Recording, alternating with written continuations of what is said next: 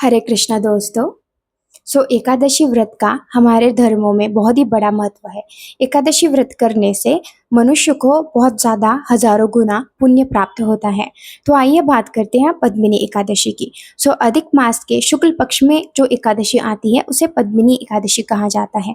इस बार पद्मिनी एकादशी आ रही है 27 मई बुधवार को, और एकादशी तिथि 26 मई को 5:30 बजे मॉर्निंग में शुरू हो रही है और 27 मई को ये 6:30 बजे समाप्त हो रही है। तो एकादशी का व्रत जो है हम फॉलो करेंगे 27 मई को बुधवार को। अब एकादशी व्रत है तो आपको सुबह जल्दी उठना है, स्नान आदि से निवृत्त होना है। चाहे तो आप गंगा जल ऐड करके या जो स्नान मंत्र है उसका पठन करके भी स्नान कर सकते हैं। उसके बाद सूर्य को अर्घ देना है।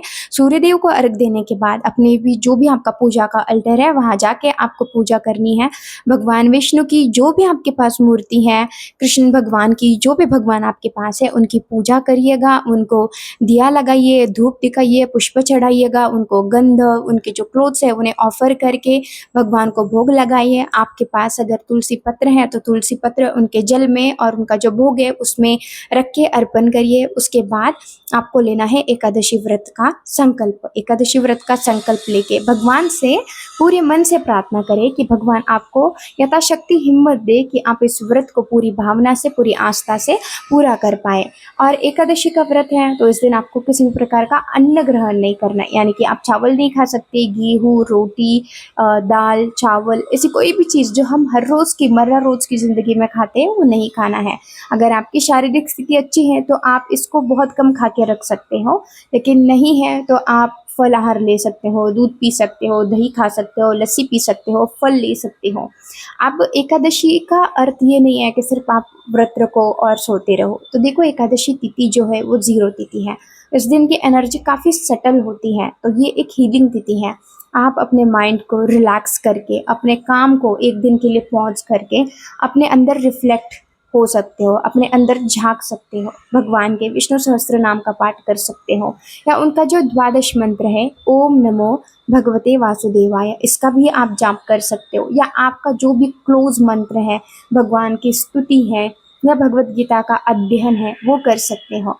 इस दिन जो दान धर्म किया जाता है उसका भी अपना ही एक महत्व है।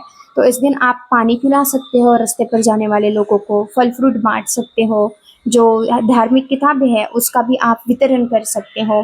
किसी अच्छे कार्य में आप अपना कंट्रीब्यूशन फिजिकली दे सकते हो, मॉनेटरी भी आप कंट्रीब्यूट कर सकते हो। किसी बच्चे को पढ़ाने का मौका मिले, किसी को रोड क्रॉस कराने का मौका मिले, तो आप ये सारे काम कर सकते हो। इस दिन माँ तुलसी की भी पूजा करी जाती है, क्योंकि माँ तुलसी का भगवान विष्णु की पूजा में बहुत बड़ा महत्व है। तो माँ तुलसी को दिया जलाएं, उनकी प्रदक्षिणा करें, उनको प्रार्थना करें कि आपके लाइफ में भक्ति बढ़े, उनको जल अर्पित करें।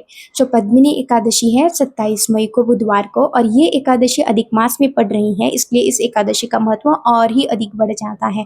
अगर आप कोई और एकादशी नहीं करते, ये एकादशी करते हैं, तब भी आपके जो पुण्य है उसमें बढ़ोतरी होगी। तो पूरे श्रद्धा भाव से आइए इस बुधवार को 27 मई को आने वाली एकादशी का पालन कर भगवान के चरणों में आप अपनी जितनी भी चिंता है उसको समर्पित करें।